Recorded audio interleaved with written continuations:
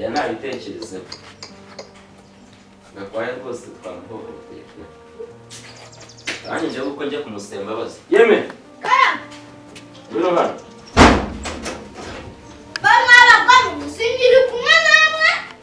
uriya ntabwo ari ikimuga ahubwo afite ubumuga reka mbakosora ntimukamwita ikimuga ahubwo afite ubumuga oya yeme umukuru wawe twamenye ko abana n'ubu twamenye ko